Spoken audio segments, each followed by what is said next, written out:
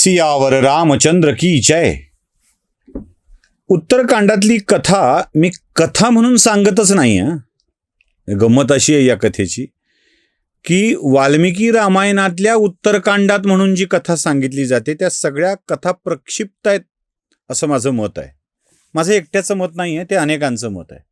मुळात उत्तरकांडच प्रक्षिप्त आहे असं अनेकांचं मत आहे. जिथे रामचंद्रांचं राज्य सुरू झालं इथे कथा थांबायला हवी असं वाटतं, तिथे ती कथा पुढे चालू राहते. बरं, राज्यकारभार सुरू झाल्यावरच्या ज्या गप्पा आहेत तिथे ती कथा व्हावी आणि कथा ऐकून पुढे कारभार सुरळीत सुरू झाला तिथे ती थांबायला हवी होती, तिथेही थांबत नाही.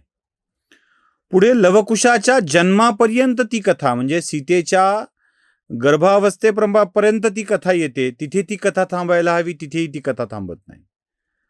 मग कथेला उपकथानक लावत ती कथा पुढे पुढे सरकत राहते. म्हणून या कथेविषयी प्रक्षिप्त असल्याचं जास्त शंका मनामध्ये येते.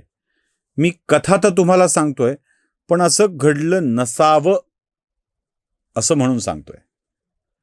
कारण या कथाच आहेत संपूर्ण रामायणाच्या मध्ये, या पुढच्या उत्तरकांडातल्या कथाच अशा आहेत की ज्या कथांवरती वारंवार आक्षेप घेतला जातो.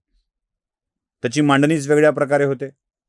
मी तुम्हाला मागच्या भागात सांगितल्याप्रमाणे रामचंद्र वेषांतर करून नगरामध्ये फिरू लागले आणि एका रजकाने सीतेवर शंका घेतली म्हणून ते झालं.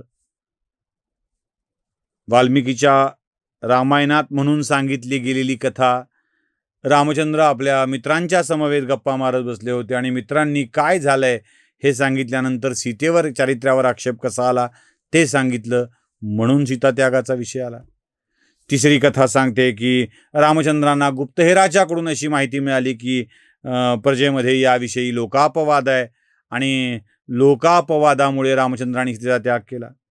संपूर्ण कथेत सुद्धा मी लोकापवादाच्या भयाने सीतेचा त्याग करतोय असं रामचंद्र सांगतात. लोकापवादाचं भय रामचंद्रांना असेल? सबसे बुरा रोग क्या कहेंगे लोग या आजाराने मर्यादा पुरुषोत्तम रामचंद्र ग्रसित झालेले असतील का, हा प्रश्न आपल्या सगळ्यांना पडतोच. मलाही पडतो. आपल्या सगळ्यांना पडतो की नाही मला माहित नाही, मला मात्र पडतो. आणि माझ्या मनात आलेला हाच प्रश्न मला या सगळ्या कथांच्या वैधतेबद्दलच्या शंका माझ्या मनामध्ये निर्माण करतो. भद्राने अभद्र कहाणी सांगितल्यानंतर रामचंद्रांच्या मनामध्ये लोकापवादाचं भय निर्माण होऊ लागलं म्हणे. आणि या लोकापवादाला भयानी ग्रासून रामचंद्रांनी आपल्या सगळ्या बंधूंना बोलवून घेतलं. इथपर्यंत आपण आलो होतो.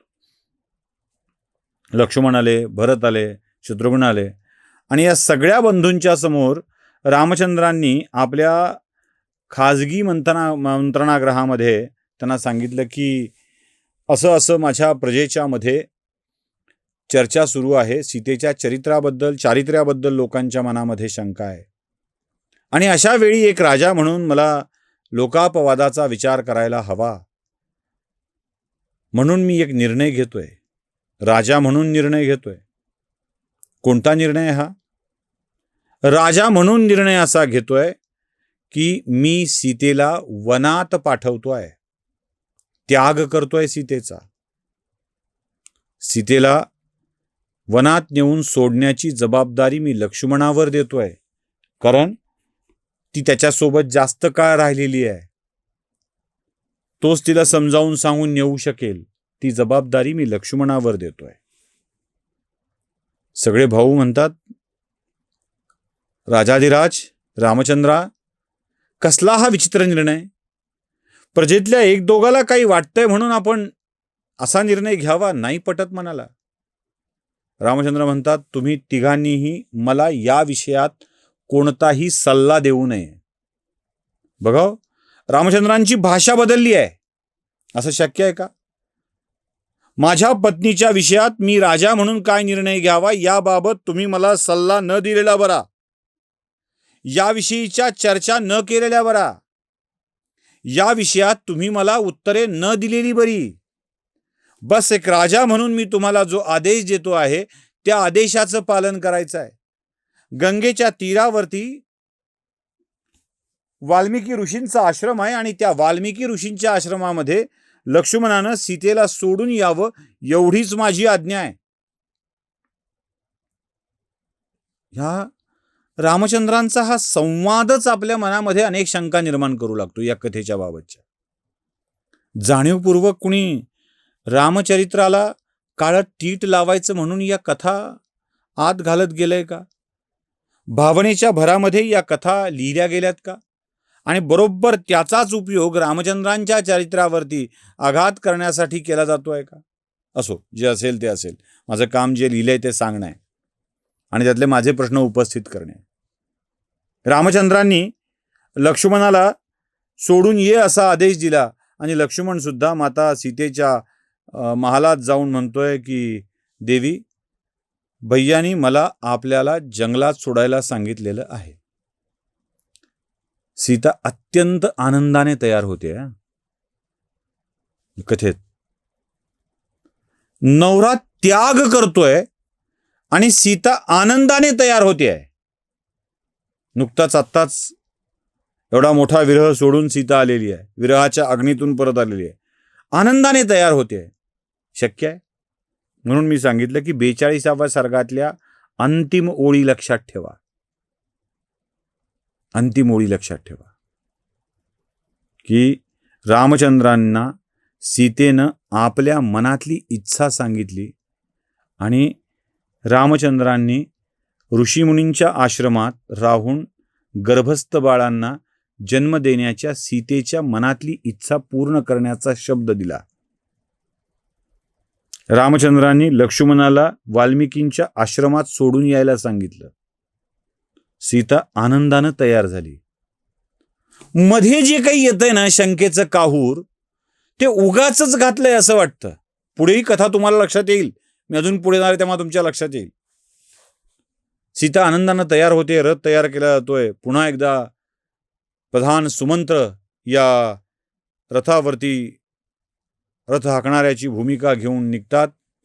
लक्ष्मण, माता सीता, गर्भवती माता सीता एवढे सगळे अयोध्यापुरी सोडून वनाच्या दिशेनं प्रस्थान करतायत आणि सीतेच्या चेहऱ्यावरती एक मंद मंद स्मित आहे. नवऱ्याला सोडताना मंद स्मित असेल म्हणजे एक गोष्ट नक्की आहे की माता सीता स्वतःच्या इच्छेनं चालल्या. मंद मंद स्मित आहे. नदीच्या काठावरती रथ सोडलाय. नावेमध्ये लक्ष्मणाने माता सीतेला घेतलाय. नदीच्या पहिल्या तीरावरती गेलेत. नदीच्या पहिल्या तीरावरती भगवान ऋषी वाल्मिकींचा आश्रम आहे. त्या आश्रमाच्या परिसरात लक्ष्मणानं सोडून सांगितलं, माते मला परत जाण्याची अनुमती द्यावी, इथेच सोडून यायला सांगितलंय. अरे एवढा का कष्टी होतोयस? लक्ष्मणाला त्या विचारतायत, एवढा का कष्टी होतोयस? तो म्हणतोय, असं असं मला रामचंद्रांनी सोडून यायची आज्ञा केली होती. हो माहिती आहे मला.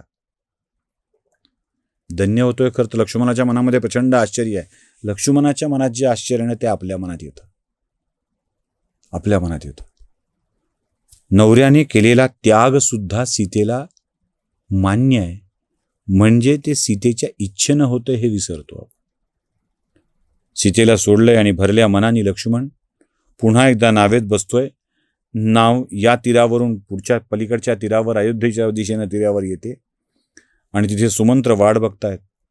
सुमंत्रांच्या समोर लक्ष्मण आपलं मन मोकळं करतोय आणि आता सुमंत्र जी कहाणी सांगतायत ती कहाणी या संपूर्ण कथानकाला एक वेगळंच वळण देते. काय ते वळण बघूया पुढच्या भागात. सियावर रामचंद्र की जय.